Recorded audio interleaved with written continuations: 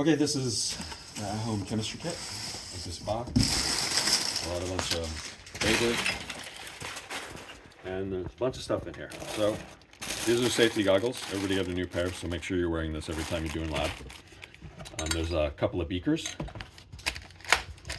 There are some pens for a chromatography lab, and it goes along with this this piece of chromatography paper. There's some instructions on how to use the filtration kit, although I've already put a video on how to use that, which would include this. This is a Buchner funnel with a stopper. There's a couple of test tubes. I've got some glass stirring rods here. Glass stirring rods.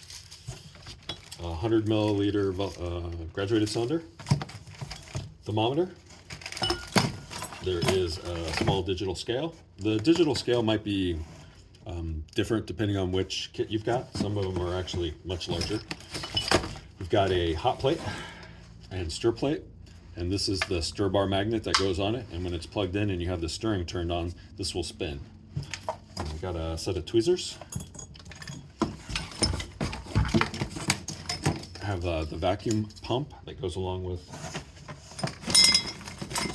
this piece and that Buchner funnel. I've got a piece of steel wool for the cleaning of the pennies. This crucible. There's a couple of watch glasses here, and watch glasses are just like lens-looking pieces of glass. We've got some filter paper. We've got a scrupula, and I got a test tube cleaner, and some tongs. And then you've got several jars here, little containers.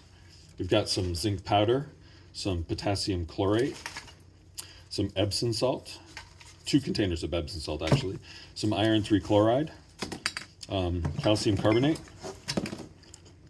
potassium oxalate, calcium nitrate, some ammonium chloride, and lastly a little container of ethanol. And that's it. Thanks.